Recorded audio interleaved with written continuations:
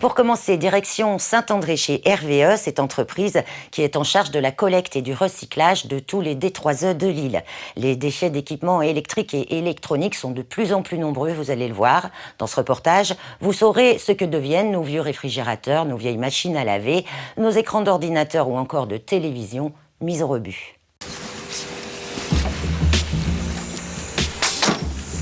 Bonjour, ça va?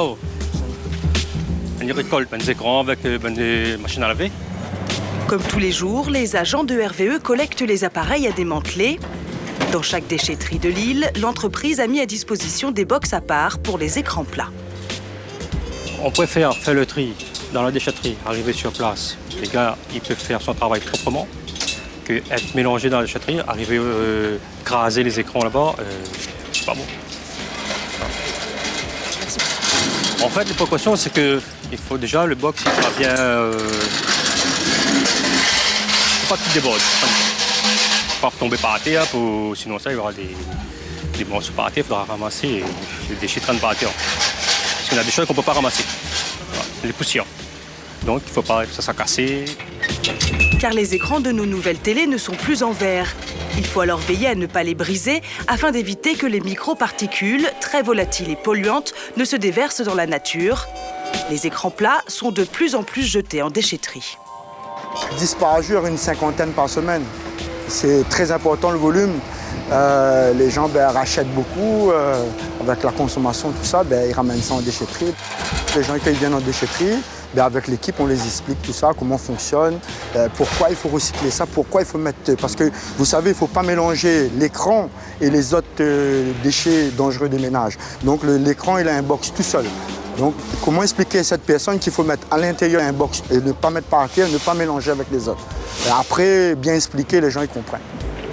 C'est des déchets dangereux de ménage, donc il faut recycler ça très sérieux. Il y a une équipe professionnelle derrière, on ne peut pas démonter ça comme ça n'importe comment. Voilà. Merci. Allez, merci, bonne journée. À la prochaine. RVE est justement la seule entreprise de Lille habilitée à désassembler les écrans plats. Arrivés au dépôt, les box sont d'abord pesées. Aujourd'hui, ce sont plus de 747 kilos de téléviseurs qui ont été récoltés. Tous seront démontés un par un pour récupérer les différents composants. Dans un écran plat, il y a la dalle, il y a les néons, il y a des LED pour les nouveaux écrans plats qui viennent de sortir. Et il y a des cartridges, il y a aussi le câble, il y a tout ce qui dit surtout plastique, ferraille. Tout ça, c'est démantelé ici. Et pour s'adapter à ces produits et optimiser leur démantèlement, RVE s'est doté en juin 2019 de 6 nouveaux ateliers conçus spécialement pour les écrans plats. Une innovation qui a permis à Patrice Klein d'obtenir une promotion. Ça fait maintenant à peu près 8 ans que je suis dans l'entreprise. Quand je suis arrivé ici, j'étais cariste. Je faisais du chargement et du déchargement de camions à l'usine. Mais après, on m'a proposé le poste de chef d'équipe à l'atelier écran il y a 4-5 mois. J'ai pas hésité, quoi. Parce que c'est quelque chose de bénéfique pour moi de pouvoir évoluer au sein de l'entreprise, quoi. Et comme je connaissais déjà à peu près comment on travaillait à l'écran, voilà, j'ai accepté l'offre et maintenant je suis ici à l'atelier écran, chef d'équipe. Grâce à ces nouveaux ateliers, il y a eu des formations et des embauches, passant de 6 à 12 agents de valorisation en écran plat. Dylan a été recruté il y a 6 mois spécialement pour ce poste. Il est maintenant totalement opérationnel et peut démonter un téléviseur en moins de 15 minutes. Pas besoin d'apprendre peut-être 1 mois, 2 mois, peut-être une semaine avec un bon formateur pour vous. Il vous montre, ça va. C'est un travail très minutieux et aussi c'est un travail aussi pour être concentré. Parce qu'on répète tout le temps la même chose. Gants anti-coupure, manchettes, masques, lunettes, bouchons d'oreilles et puis des ateliers qui aspirent directement la poussière. RVE n'a pas lésiné pour garantir la sécurité de ses agents. Plus de 300 000 € d'investissement ont été réalisés pour créer ces ateliers spécifiques afin de valoriser au mieux les composants d'écran plat. Il y avait 2 solutions. Soit on exportait les écrans en métropole et on faisait traiter en métropole, soit on a créé l'activité, la valeur ajoutée à La Réunion et on fait le démantèlement à La Réunion. C'est le choix qu'a fait RVE et a proposé une solution de traitement qui a été validée par notre donneur d'ordre, qui est les éco-organismes.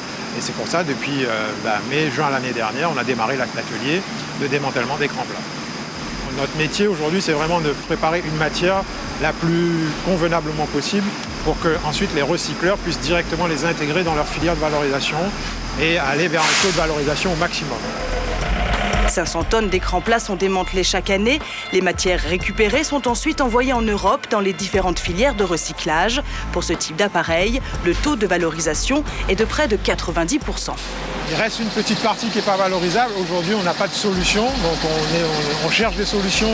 Bien évidemment, pas sur La Réunion, c'est plutôt à l'international pour essayer de trouver qu'est-ce qui peut être fait avec ces produits-là et qu'est-ce qu'on peut encore valoriser. S'ouvrir à l'international, c'est bien l'objectif de RVE. L'entreprise souhaite travailler avec les îles de la zone. Les appareils en provenance de Mayotte sont déjà traités ici. Des discussions sont également en cours avec l'île Maurice pour s'occuper des déchets de l'île Sœur.